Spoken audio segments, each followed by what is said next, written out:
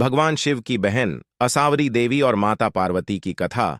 यह पौराणिक कथा भगवान शिव की बहन असावरी देवी और माता पार्वती से जुड़ी है। यह न केवल भगवान शिव के परिवार के रोचक पहलुओं को उजागर करती है, बल्कि ननंद भाभी के रिश्ते की अनोखी नोक झोंक का भी परिचय कराती है।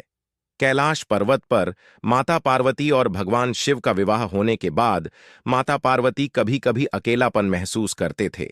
हालांकि शिव और पार्वती के बीच प्रेम गहरा था, लेकिन कैलाश पर्वत के एकांत वातावरण में माता पार्वती को सखी या परिवार के अन्य सदस्य की कमी खलती थी।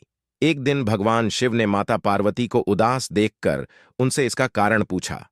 माता पार्वती ने कहा, प्रभु, यदि मेरी कोई ननंद होती तो मेरा मन लगा रहता। काश आपकी कोई बहन होती।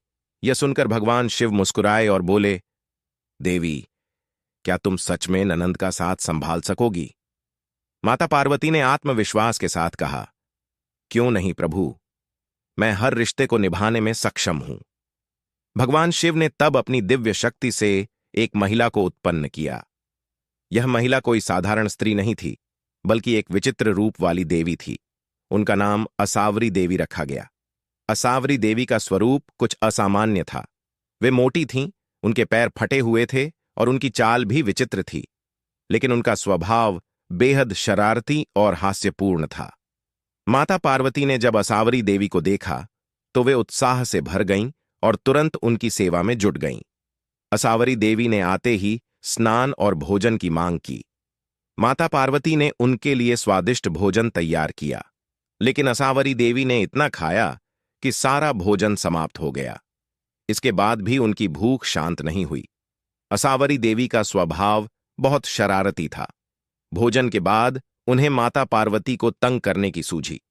उन्होंने माता पार्वती को अपने फटे हुए पैरों की दरारों में छिपा दिया।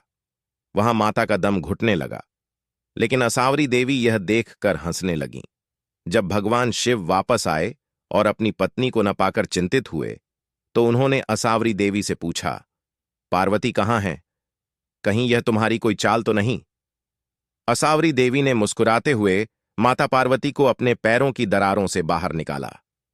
जैसे ही माता पार्वती बाहर निकलीं, उन्होंने तुरंत भगवान शिव से प्रार्थना की, प्रभु, कृपा करके अब मेरी ननंद को उनके ससुराल भेज दीजिए। मैं अब और सहन नहीं कर सकती। भगवान शिव ने माता पार्वती की विनती स्वीकार कर ली और असावरी देवी को कैलाश पर्वत से विदा कर दिया। ननंद भाभी के रिश्ते की शुरुआत इस घटना के बाद से ननंद भाभी के बीच छोटी छोटी नोक झोंक और तकरार की परंपरा शुरू हुई। यह कथा दर्शाती है कि हर रिश्ता, चाहे वह कितना भी कठिन क्यों न हो, प्रेम और समझदारी से निभाया जा सकता है।